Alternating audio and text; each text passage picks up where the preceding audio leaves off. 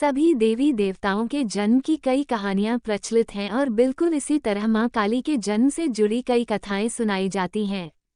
उन सभी कथाओं में से एक कहानी है जो सबसे ज्यादा प्रचलित है। बात उन दिनों की है जब एक शक्तिशाली राक्षस दारुण का अत्याचार तीनों लोकों में बढ़ गया था। तीनों लोकों में सभी इससे बहुत परेशान थे। सारे देवता दारुण के हाथों मात खा चुके थे। दारुण को वरदान मिला था कि उसकी मृत्यु एक स्त्री के हाथों ही हो सकती है। इस कारण सभी देवता हाथ जोड़कर ब्रह्मा जी के पास पहुंचे कि वे इसका कोई समाधान निकालें।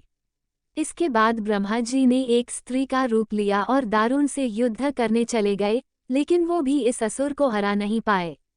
अंत में सभी देवता ब्रह्मा जी के साथ भगवान शिव के पास गए और उनसे प्रार्थना की कि वे कुछ करें। सभी की प्रार्थना सुनने के बाद शिव जी ने मुस्कुराते हुए माता पार्वती की तरफ देखा। उनका इशारा समझते हुए माता पार्वती ने अपनी शक्ति का एक अंश निकाला।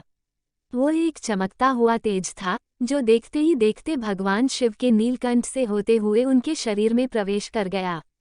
इसके बाद भगवान शिव ने अपनी तीसरी आंख खोली और तीनों लोग थर थर कांपने लगे। भगवान शिव की तीसरी आंख खुलने के बाद वह शक्ति उनकी उस आंख से बाहर निकली, जिसे देखकर वहां खड़े सारे देवता घबरा गए।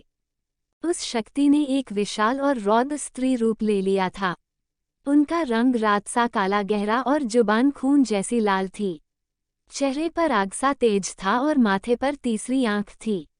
इस तरह राक्षसों को खत्म करने के लिए हुआ मां काली का जन्म।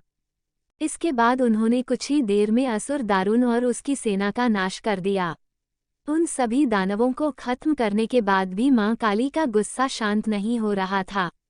इसके बाद उनका गुस्सा शांत करने के लिए भगवान शिव ने एक बच्चे का रूप लिया और उनके सामने आ गए। भगवान शिव को देखते ही मां काली का गुस्सा शांत हो गया और उन्होंने उस बच्चे को अपनी गोद में उठा लिया।